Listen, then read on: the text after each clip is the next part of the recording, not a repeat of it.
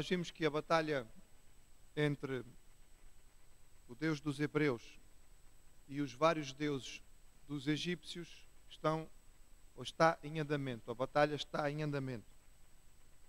O Senhor prometeu que ia fazer o seu nome conhecido de tal maneira que não somente o Egito, mas toda a terra ia saber quem ele era.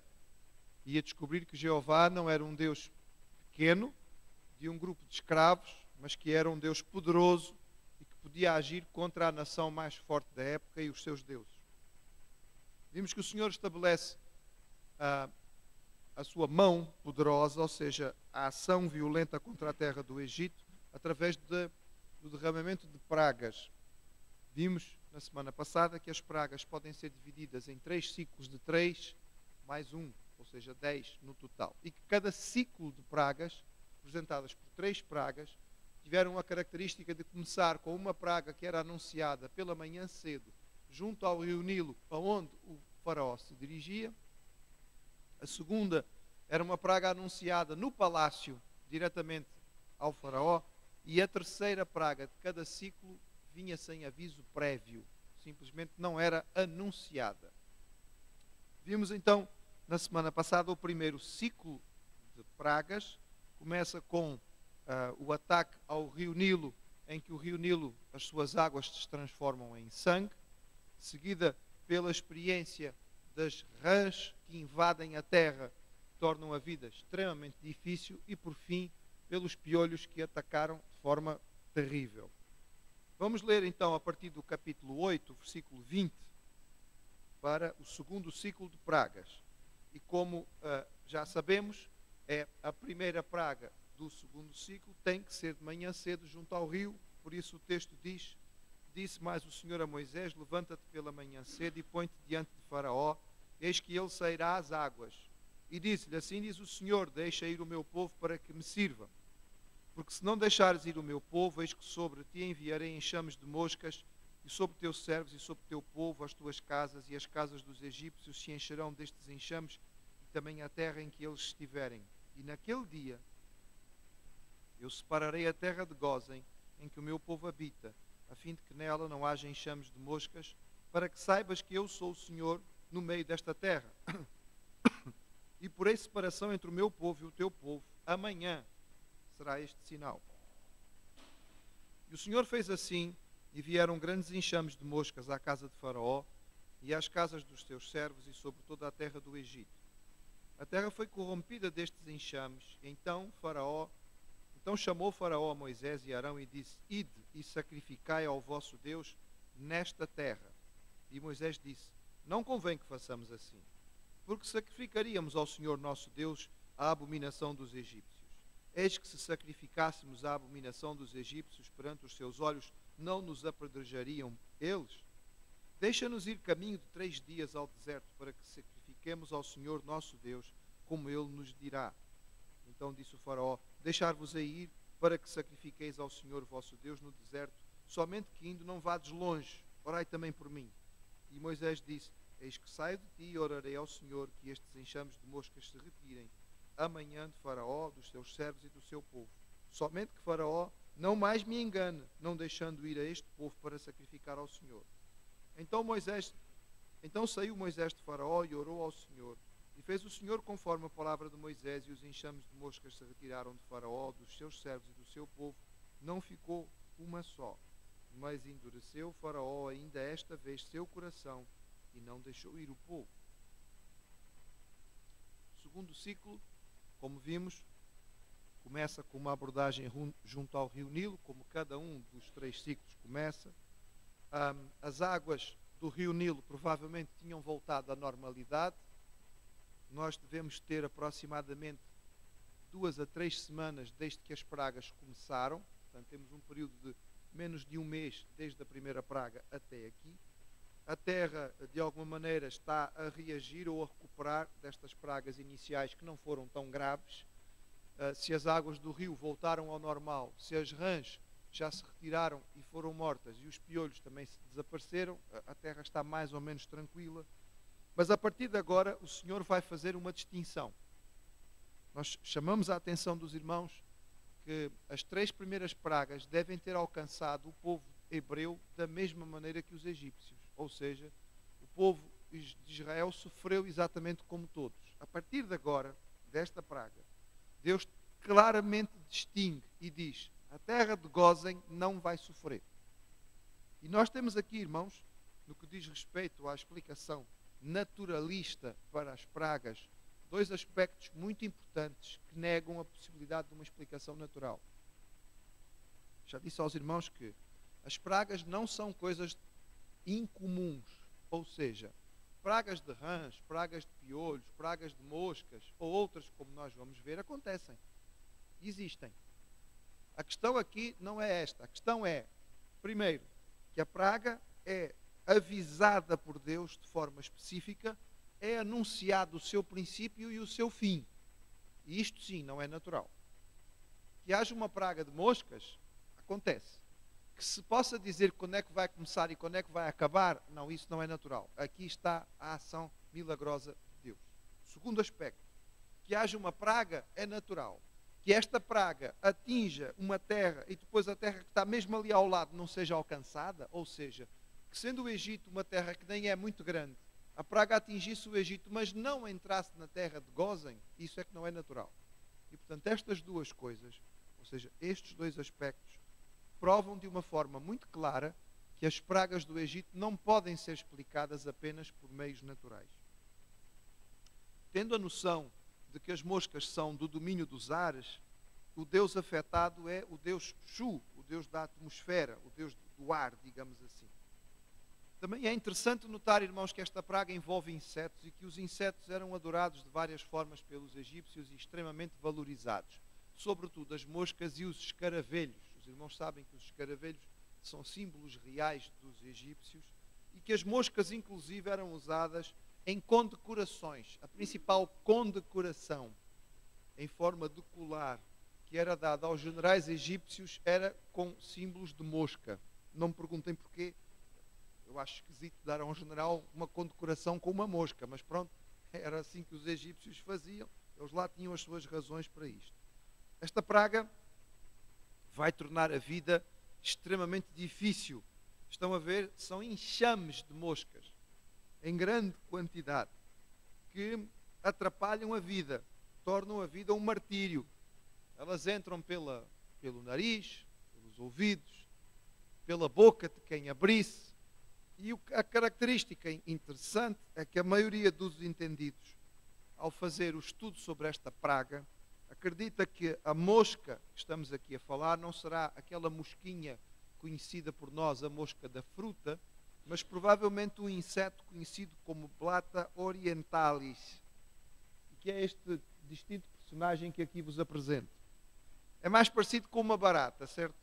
Pode ser, por vezes, relativamente grande, tendo 18 a 25 milímetros de tamanho, e que constitui uma praga doméstica e animal. Ele pica, morde pessoas e animais, mas não somente isto.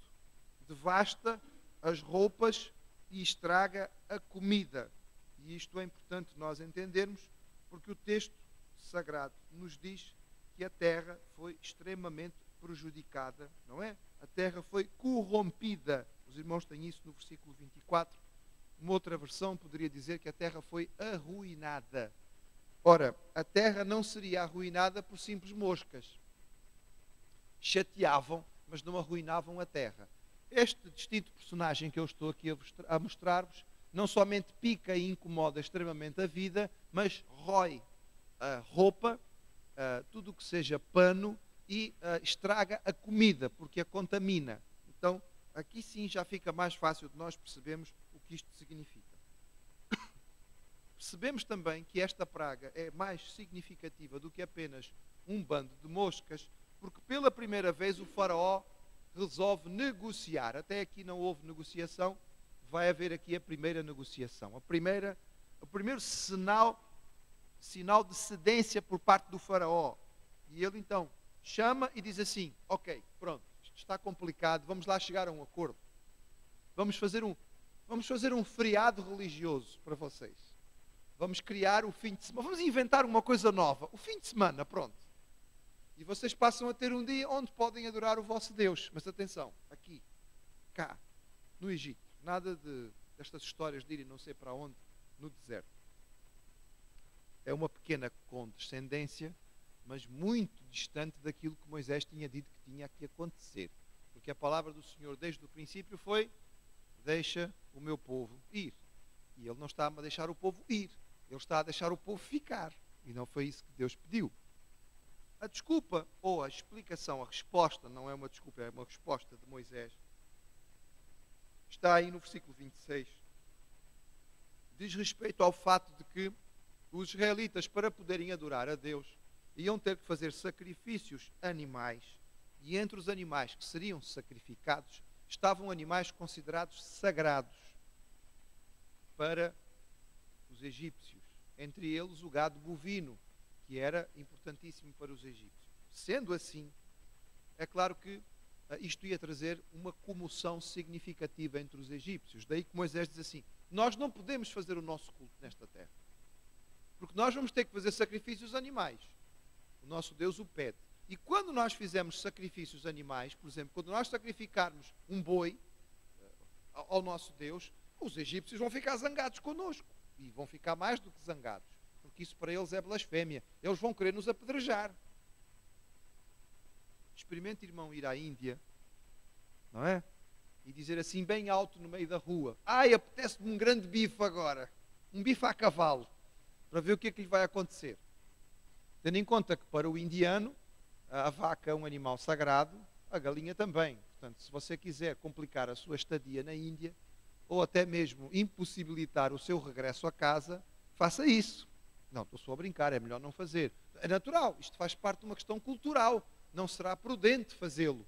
E, portanto, aquilo que Moisés explica, o faraó sabia perfeitamente. E não é isto que eles querem. O povo de Israel pretende sair do Egito, porque foi isso que Deus prometeu ao seu povo. A situação é complicada. O faraó está desesperado. Enquanto ele está aqui a negociar com o Moisés o que é que pode fazer, aqui a nossa amiguinha está a zunir ali nas orelhas dele, a roupa, e ele está a ver o desastre que isto representa. Portanto, é natural que ele resolva realmente ter uma atitude melhor. O versículo 28 vem então aqui a primeira vez que o faraó parece finalmente ceder e diz: ok, eu vou deixar o povo ir. Reparem, irmãos, que eu não sei se foi por entusiasmo de Moisés, não há nenhuma negociação de termos aqui. Não se negocia quem, quando, como. Simplesmente o faraó diz: ok, está bem, ok, então vocês podem ir. Mas percebe-se claramente que ele está a querer despachar, porque esta praga está a incomodar muito. E como é a primeira vez que ele cede, Moisés também não gasta muito tempo discutindo. Aceita rapidamente a palavra do faraó, e para poder realmente ir orar e pedir a Deus que retire aquela praga. Há um pormenor curioso. Quando o faraó diz a ele que eles podem ir adorar, eles dizem assim: não vão longe. Mas Moisés já tinha dito que eles iam ter que ir pelo menos 3 dias de viagem. E 3 dias de viagem era longe naquele tempo, não era perto. Não vão longe e orem também por mim. Este homem começa a perceber que o Deus dos Hebreus é um Deus poderoso. Tanto que ele já está interessado em que este Deus também faça alguma benevolência para com ele. E Moisés, apesar de aceitar rapidamente a proposta, está também um bocadinho de pé atrás. Porque ele diz: ok, eu vou orar, mas olha, nada de enganos, hein? Nada de enganos. Faça lá o favor de não nos enganar. Mas a verdade é que ele vai, ele ora, e realmente a praga acaba. Ou seja, as moscas são retiradas. E novamente temos aqui um aspecto difícil de explicar do ponto de vista natural, que é: a praga acaba de forma total e absoluta. Diz que não ficou nenhuma só mosca em toda a terra. E por causa disto, o coração do faraó se endureceu. E diz assim: mas endureceu o faraó o seu coração. Eu tenho repetido isto para os irmãos perceberem que há no texto de forma clara as duas colocações. Tanto que o faraó endurece o seu coração, como que Deus endurece o coração de faraó. E portanto, mantém-se a soberania de Deus e mantém-se a responsabilidade do homem. Segunda praga do segundo ciclo, novamente anunciada no palácio. Depois, o Senhor disse a Moisés: entra a faraó, entra, portanto, no palácio, e não sai às margens do rio Nilo. e diz-lhe: assim diz o Senhor, o Deus dos Hebreus, deixa ir o meu povo para que me sirva.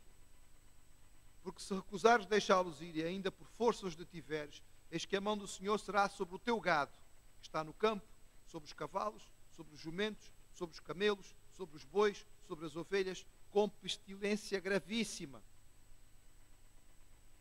E o Senhor fará separação entre o gado dos israelitas e o gado dos egípcios, para que nada morra de tudo o que for dos filhos de Israel. E o Senhor assinalou certo tempo, dizendo: amanhã fará o Senhor esta coisa na terra. E o Senhor fez esta coisa no dia seguinte, e todo o gado dos egípcios morreu, porém do gado dos filhos de Israel não morreu nenhum. E Faraó enviou a ver, e eis que do gado de Israel não morrera nenhum, porém o coração de Faraó se endureceu e não deixou ir o povo. A promessa de Faraó fracassara, ou seja, a sua promessa de que ele deixaria o povo ir não tinha acontecido. Então Moisés entra novamente no palácio, anuncia ao Faraó a nova praga, e esta praga tem uma extensão significativa, mas ele também diz quanto tempo ela vai durar, o que mais uma vez nos mostra que não se trata de uma praga apenas natural. Para os egípcios o gado era muito importante. Acabamos de ver na situação anterior que eles não podiam adorar a Deus sacrificando animais no Egito, porque isso seria abominação para os egípcios. Eles adoravam vários deuses, como Apis, que era o touro sagrado do deus Ptah, e em Leópolis adoravam o deus, um touro chamado Mevis, e a deusa que os irmãos têm aí, Hathor, era representada como uma mulher com cabeça de vaca. Parece que havia uma ligação significativa entre isto e a praga anterior e os tais sacrifícios que podiam ser considerados abomináveis para os egípcios. O gado bovino era muito respeitado e venerado, e o ataque ao gado era gravíssimo. Os cavalos já faziam parte da vida dos egípcios, provavelmente trazidos pela invasão dos Ixos, e os camelos eram animais domesticados há muito tempo. Portanto, nada daquilo que está aí é novidade. Há novamente uma separação bem clara entre o povo do Egito e o povo de Israel, e o gado dos israelitas não sofre com esta situação.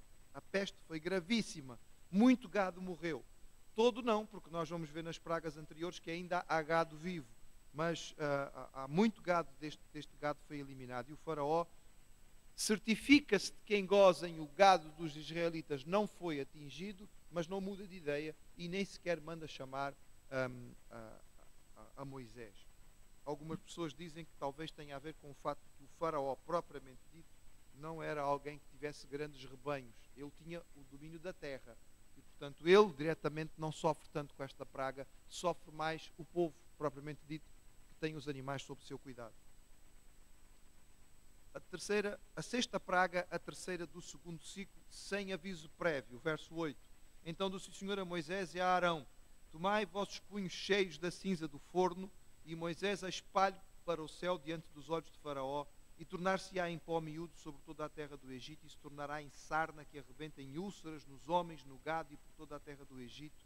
E eles tomaram a cinza do forno e puseram-se diante do Faraó, e Moisés a espalhou para o céu, e tornou-se em sarna que arrebentava em úlceras nos homens e no gado, de maneira que os magos não podiam parar diante de Moisés por causa da sarna, porque havia sarna em todos os magos e em todos os egípcios. Porém o Senhor endureceu o coração de Faraó e não os ouviu, como o Senhor tinha dito a Moisés. Esta praga usa um processo diferente. Não há a vara de Deus, não é utilizada. Aqui é utilizada a cinza do forno, um ato com características que se lembram os atos mágicos dos egípcios. O tipo de doença que ela provoca nós não percebemos muito bem. A sarna tradicional não provoca úlceras, dá um comichão muito grande, mas o comichão da sarna também é localizado, é específico. E também o prurido da sarna é mais característico à noite. E aqui ficamos com a ideia de que o prurido era constante, dia e noite, sem parar. As pessoas simplesmente não paravam de coçar. Se bem que é verdade, para coçar só precisa começar, não é?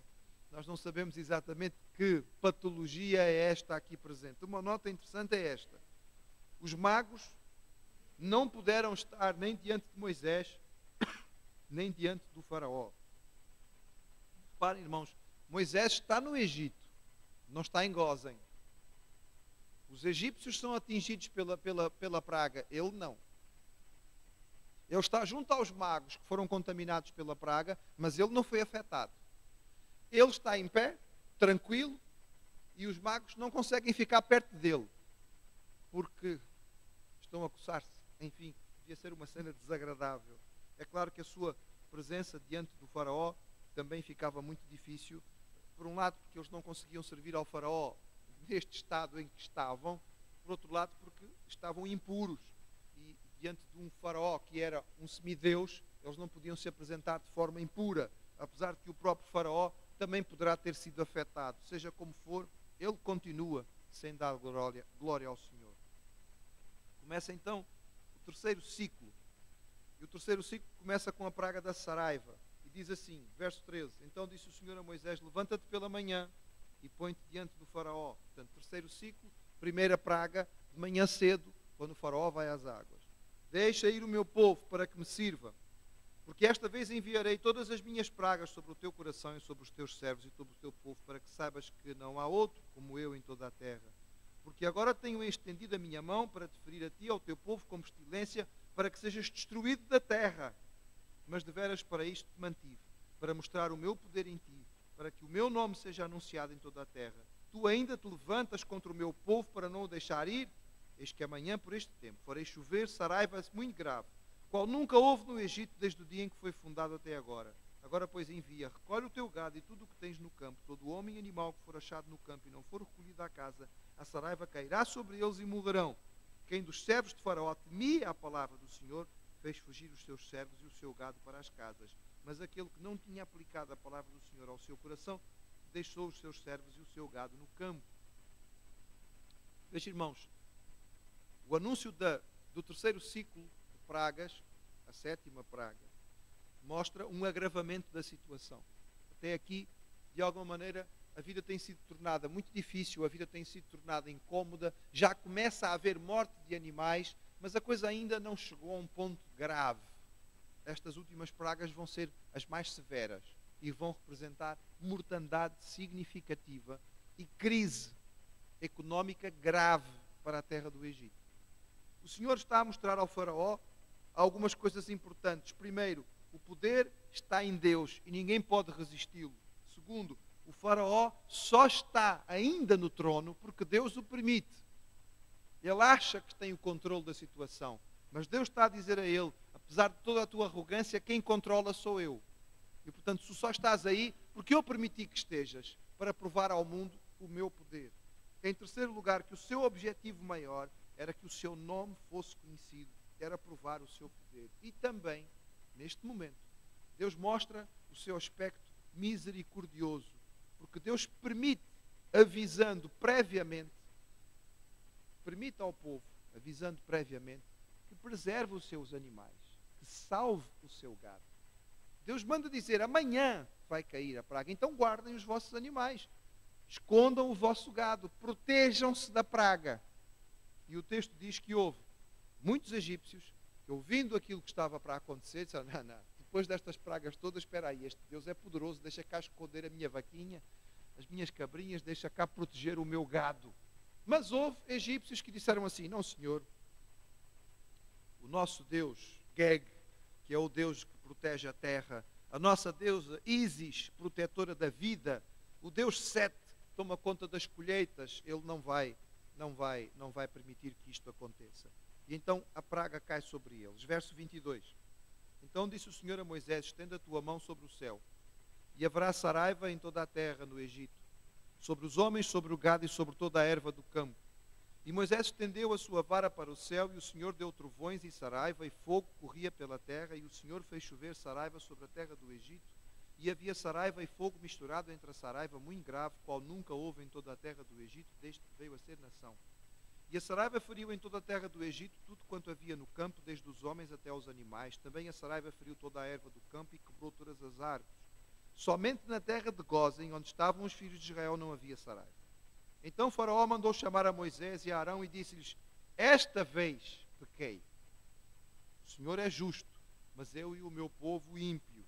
Orai ao Senhor, pois que basta. para que não haja mais trovões de Deus, nem saraiva. E eu vos deixarei ir e não ficareis mais aqui. Então lhe disse Moisés: em saindo da cidade estenderei minhas mãos ao Senhor, e os trovões cessarão, e não haverá mais saraiva, para que saibas que a terra é do Senhor. Todavia, quanto a ti e aos teus servos, eu sei que ainda não temereis diante do Senhor Deus. O linho e a cevada foram feridos, porque a cevada já estava na espiga e o linho na cana, mas o trigo e o centeio não foram feridos, porque estavam cobertos. Saiu, pois, Moisés de Faraó da cidade. Estendeu as suas mãos ao Senhor e cessaram os trovões e a saraiva, e a chuva não caía mais sobre a terra.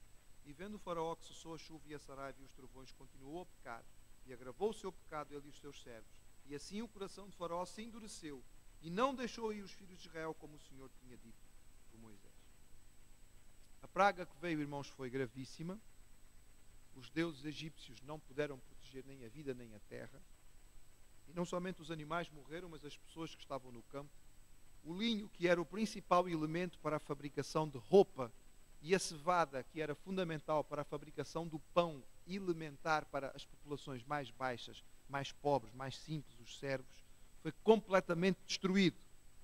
Esta tempestade foi uma tempestade elétrica, cai sobre a terra de uma forma aterrorizante. Os povos do Egito viram claramente o poder do Deus de Israel se manifestando, e aqueles que foram precavidos escaparam, os outros não.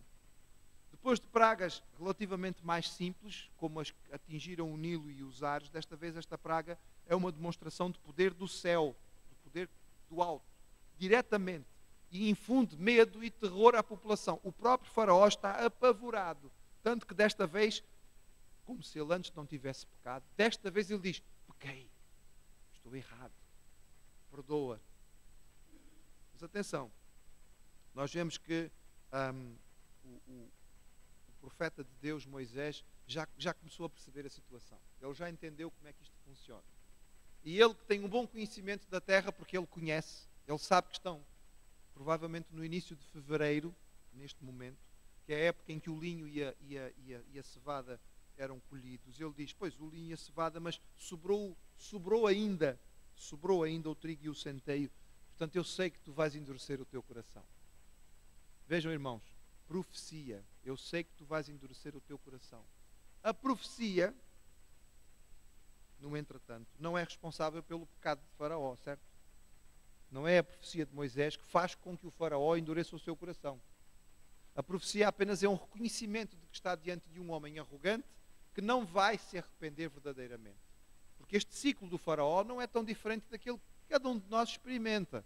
A gente erra, arrepende-se, pede a Deus perdão, sente alívio do perdão e da paz de Deus, peca novamente. Infelizmente, precisamos quebrar o ciclo, e o Senhor dá-nos vitória nesta situação. Mas o Faraó não pertence ao Senhor, não tem o Espírito Santo em sua vida, e portanto Moisés sabe que ele vai continuar a persistir. Quando passou a agonia, os trovões, os relâmpagos, a saraiva, e o céu abriu, o Faraó respirou fundo e diz: não, o povo não vai a lugar nenhum, vai continuar aqui. Oitava praga, capítulo 10, verso 1. Depois disse o Senhor a Moisés: entra a Faraó, porque tenho agravado o seu coração e o coração dos seus servos, para fazer neles os meus sinais no meio deles, e para que contes aos ouvidos de teus filhos e dos filhos dos teus filhos as coisas que obrei no Egito e os meus sinais, e que tenho feito entre eles, para que saibais que eu sou o Senhor. Assim foram Moisés e Arão a Faraó e disseram: assim diz o Senhor, o Deus dos Hebreus: até quando recusas humilhar-te diante de mim? Deixa ir o meu povo para que me sirva. Porque se ainda recusares diante de deixar ir o meu povo, eis que trarei amanhã gafanhotos aos teus termos, e cobrirão a face da terra, que a terra não se poderá ver, e comerão o resto do que restou, e do que vos ficou de saraiva. Também comerão toda a árvore que vos cresce no campo, e encherão as tuas casas, e as casas dos teus servos, e as casas de todos os egípcios, como nunca viram teus pais, nem os pais dos teus pais, desde o dia em que eles foram sobre a terra até o dia de hoje. E virou-se e saiu da presença de Faraó. E os servos de Faraó disseram: até quando este nos há de ser por laço? Deixa ir os homens para que sirvam ao Senhor seu Deus. Ainda não sabes que o Egito está destruído? Então Moisés e Arão foram levados outra vez a Faraó. Ele disse-lhes: ide servir ao Senhor vosso Deus. Quais são os que hão de ir? E Moisés disse: havemos de ir com os nossos meninos, com os nossos velhos, com os nossos filhos, com as nossas filhas, com as nossas ovelhas, com os nossos bois, havemos de ir, porque festa do Senhor temos. Então lhes disse: Seja o Senhor assim convosco, como eu vos deixarei ir a vós e a vossos filhos. Olha que há mal diante da vossa face. Não será assim. Andai agora vós, varões, e servi ao Senhor. Por isso é que vos pedistes. E os lançaram da face de Faraó. O Senhor inicia esta nova abordagem, lembrando a Moisés de que estas coisas todas terão que ser contadas depois aos filhos. O Senhor quer que as crianças sejam instruídas para se lembrarem e saberem aquilo que Deus fez. Portanto, estas histórias têm que ser registradas para poderem ser contadas. O Senhor promete uma praga terrível. A praga de gafanhotos era conhecida. Havia um deus inseto, que era o deus Sebec, que era a quem os egípcios oravam para pedir que as pragas não viessem, sobretudo que não viesse a praga de gafanhotos. Shu, que é o deus do ar seco, e Osíris, que é o deus ligado à vida da vegetação, estão diretamente envolvidos nesta praga. Moisés vai, fala e vai embora. Repara que desta vez ele não fica à espera. Não é? Ele chega, ameaça e sai. E são os próprios servos de Faraó que intervêm desta vez. São os ministros, são os conselheiros. Chamam a atenção em Faraó e dizem: já foram 7 pragas, tu vais a esperar. Tu não sabes ainda que a terra está destruída? Não sabes que ainda que já estamos em recessão? Já não sabes que não vamos conseguir pagar a troika no ano que vem? Está na hora de acabar com isto. Não é? Nós não aguentamos mais. Não dá para aumentar a dívida. Deixa ir estes desgraçados, porque senão vai morrer toda a gente. Portanto, os ministros do Faraó já estão desesperados. E o Faraó só manda chamar Moisés novamente porque ele sabe que a situação é crítica. O Faraó volta, aliás, Moisés volta, o Faraó fala com ele e diz: ok, muito bem, então vamos lá conversar. Vocês querem ir? Está bom, sim senhor, podem ir. Quem é mesmo que vai? E o Moisés disse: olha, quem é que vai? Oh Faraó, não brinquemos com coisas sérias. Vai toda a gente, vamos nós, nossas mulheres, nossos filhos, nosso gado. E aí o Faraó: não, vocês são os malandros, não? Que o vosso Deus é que não, de forma nenhuma. Vão vocês, são os homens que adoram, e não vai mais ninguém. Ponto final, parágrafo, e olha a rua. Está a ficar complicado, não é? Está a ficar complicado. É claro que os egípcios serviam aos seus deuses, homens e mulheres. Portanto, o que ele está aqui a pedir não era na prática algo aceitável mesmo para a sua própria cultura. E é claro que Israel também não vai aceitar isto. E é claro que não foi uma boa ideia, porque Moisés não deve ter gostado nada de ser expulso da presença do Faraó, pelo que o resultado seguinte é claro. Então disse o Senhor a Moisés: estenda a tua mão sobre a terra do Egito, para que os gafanhotos venham sobre a terra e comam toda a terra e tudo o que deixou a Saraiva. Então estendeu Moisés a sua vara sobre a terra, e o Senhor trouxe um vento oriental todo aquele dia e toda aquela noite. E aconteceu que pela manhã o vento oriental trouxe os gafanhotos, e vieram gafanhotos sobre toda a terra do Egito, e assentaram-se sobre todos os termos do Egito. Muito gravosos foram, antes mesmo, nunca houve tais gafanhotos, nem depois deles virão outros tais. Porque cobriram a face de toda a terra, de modo que a terra se escureceu. E comeram toda a erva da terra e todo o fruto das árvores que deixava a Saraiva, e não ficou verdura alguma nas árvores, nem na terra, no campo, em toda a terra do Egito. Então o Faraó se apressou a chamar a Moisés e Arão e disse: pequei contra o Senhor vosso Deus e contra vós. Agora, pois, peço-vos que perdoeis o meu pecado somente esta vez, e que orei ao Senhor vosso Deus que tire de mim somente esta morte. E saiu da presença de Faraó e orou ao Senhor. Então o Senhor trouxe um vento ocidental fortíssimo, o qual levantou os gafanhotos e os lançou no mar vermelho. Nem ainda um gafanhoto ficou em todos os termos do Egito. O Senhor, porém, endureceu o coração de Faraó e não deixou ir os filhos de Israel. O vento oriental era chamado siroco.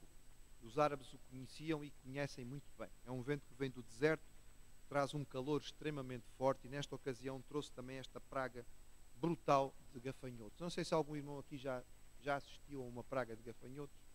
Nós assistimos, certamente não tão grave quanto esta, mas é assustador, irmãos. É assustador. Eles literalmente escurecem o sol, porque parece uma grande nuvem. E quando eles descem, o barulho é impressionante. Parece um barulho de motor a funcionar. Aquelas milhares e milhares de asas a baterem ao mesmo tempo. E quando descem sobre a terra, irmãos, literalmente parece que alguém cobriu a terra com uma coxa escura. De repente fica tudo preto, não é? Tudo escuro. E quando eles levantam novamente, irmãos, não sobra nada. Mas sabe o que é nada, irmãos? É nada. Fica terra seca, pura. Eles comem tudo. É realmente uma coisa impressionante. E esta foi uma praga além do que era habitual. Portanto, sem dúvida nenhuma, dá para explicar porque é que o faraó ficou tão desesperado. Ele é profundamente humilhado no seu orgulho, na sua teimosia. E neste momento, realmente, o Egito chegou ao limite. Acabou, ponto final. O linho e a cevada tinham sido destruídos. Agora vem o trigo e o centeio, também são destruídos. Portanto, não sobrou nada na terra do Egito. Morreram os animais, comeram toda a comida. Portanto, o Egito vai estar em crise grave nos próximos anos. E a responsabilidade é toda do faraó, que não dobra o seu cangote, não é? Que não dobra, não se dobra diante do Senhor. E mais uma vez, ele mantém-se duro. Então, por fim, nós encontramos aí a praga, ou encontramos o texto a partir do versículo 21 e diz: Então disse o Senhor a Moisés: estenda a tua mão sobre o céu, e virão trevas sobre a terra do Egito, trevas que se apalpem. E Moisés estendeu a sua mão sobre o céu, e houve trevas espessas em toda a terra do Egito por 3 dias. Não viu um ao outro, e ninguém se levantou do seu lugar por 3 dias, mas todos os filhos de Israel tinham luz em suas habitações. Então Faraó chamou a Moisés e disse: Ide, servi ao Senhor, somente fiquem vossas ovelhas e vossas vacas. Vão também convosco as vossas crianças. Moisés, porém, disse: Tu também darás em nossas mãos sacrifícios e holocaustos que ofereçamos ao Senhor nosso Deus. E também o nosso gado há de ir conosco, nenhuma unha ficará, porque daquele havemos de tomar para servir ao Senhor nosso Deus, porque não sabemos com que havemos de servir ao Senhor até que cheguemos lá. O Senhor, porém, endureceu o coração de Faraó, e este não os quis deixar ir. E disse-lhe Faraó: Vai-te de mim, guarda-te que não mais vejas o meu rosto, porque no dia em que me vires o meu rosto morrerás. E disse Moisés: Bem disseste, eu nunca mais verei o teu rosto. E ainda uma praga trarei sobre Faraó e sobre o Egito. E depois vos deixará ir daqui. E quando vos deixar ir totalmente, a toda a pressa vos lançará daqui. Fala agora aos ouvidos do povo, que cada varão peça ao seu vizinho e à sua mulher e à sua vizinha vasos de prata e vasos de ouro. E o Senhor deu graça ao povo aos olhos dos egípcios. Também o varão Moisés era muito grande na terra do Egito, aos olhos dos servos de Faraó e aos olhos do povo. E disse mais Moisés: Assim o Senhor tem dito: À meia-noite eu sairei pela terra do Egito, e todo o primogênito da terra do Egito morrerá, desde o primogênito de Faraó, que se assenta com ele sobre o seu trono, até o primogênito da serva que está detrás da mó, e todo o primogênito dos animais. E haverá grande clamor na terra do Egito, qual nunca houve semelhante e nunca haverá. Mas contra todos os filhos de Israel, nem ainda um cão moverá a sua língua, desde os homens até aos animais, para que saibais que o Senhor fez diferença entre os egípcios e os israelitas. Então todos estes teus servos descerão a mim, e se inclinarão diante de mim, dizendo: Sai tu e todo o povo que te segue as pisadas, e depois eu sairei. E saiu de Faraó em ardor de ira. E o Senhor disse a Moisés: Faraó vos não ouvirá, para que as minhas maravilhas se multipliquem na terra do Egito. E Moisés e Arão saíram, fizeram todas estas maravilhas diante de Faraó, mas o Senhor endureceu o coração de Faraó, que não deixou ir aos filhos de Israel da sua terra. Nona praga e fim do terceiro ciclo. O Senhor novamente desce a sua mão de uma forma sobrenatural. Aqui quem é afetado é simplesmente um dos deuses mais importantes do panteão egípcio, Amon-Ra, o Deus Sol, o protetor da nação, considerado o pai de Faraó. Durante 3 dias não houve luz, o povo não pôde trabalhar, os sacerdotes não puderam cumprir os seus rituais, o próprio Faraó não pôde cumprir a sua função governativa ou religiosa. Os deuses do Egito foram colocados de joelhos e a supremacia de Jeová é absoluta. As tentativas de explicação desta praga, irmãos, esbarram naquilo que o texto nos diz. Nenhum eclipse dura 3 dias. Seja como for, foi algo sobrenatural e que afetou apenas a região onde estavam as cidades egípcias principais. A verdade é que depois disto não existem grandes possibilidades. O faraó, depois de tentar negociar mais uma vez, perde a paciência, porque ele é homem orgulhoso e vaidoso, não quer que eles levem os seus animais, e Moisés agora está seguro, já não é mais aquele Moisés temeroso do início. Depois de todas estas pragas e da manifestação do poder de Deus, ele agora enfrenta o faraó na cara. E quando o faraó resolve bater o pé e expulsa pela segunda vez Moisés da sua presença, Moisés responde e diz: estás-me a mandar embora? Pois realmente eu vou embora. Disseste que nunca mais vou ver a tua cara, tens toda a razão, porque eu não vou mais falar contigo. Só tem mais uma praga e depois desta tu vais ver o que acontece. E Moisés anuncia a 10ª praga, ou seja, a mortandade dos primogênitos. Com esta, ele sabe que as coisas vão mudar. Tanto que o povo israelita já é avisado: peçam aos vossos vizinhos e os vossos vizinhos vão vos dar. E realmente os egípcios deram aos israelitas todos estes objetos valiosos de prata e de ouro. Os irmãos podem perguntar: mas porquê? Irmãos, eles eram 400 anos escravos e não tinham ganho salário. Está na hora de pagar. Com juros, correção monetária e tudo mais que tem direito. Portanto, agora está na hora do pagamento. E o Egito vai ser literalmente saqueado por Israel sem precisar entrar em batalha. Porque quem vence a batalha é o Deus de Israel contra os deuses do Egito. E aquilo que Israel vai levar é o saque da vitória do seu Deus contra os deuses do Egito. O faraó pensa que dá a última palavra, mas a última palavra na verdade é dada por Moisés. E agora, depois da tentativa do faraó de eliminar os filhos de Israel, lembram-se? A ordem do faraó manda matar os miúdos. Agora o Senhor diz: pois agora os primogênitos de todos, desde o trono até a serva, até aos animais, todos vão morrer. Contra o povo de Israel nem um cão vai ousar ladrar. A humilhação vai ser absoluta e completa. O faraó, como Deus na terra, filho dos deuses, não vai ter poder de proteger a sua terra contra esta praga. Mas a 10ª praga, irmãos, fica para outro dia. Nós temos que ver o que é que o Senhor vai fazer para preparar o seu povo para enfrentar esta última e terrível praga em que a mortandade vai ser direta. Em todos estes momentos fica também em nosso coração esta verdade do hino que nós começamos a cantar e vamos terminar agora. Deus providencia a proteção do seu povo e guarda a sua nação. Deus proverá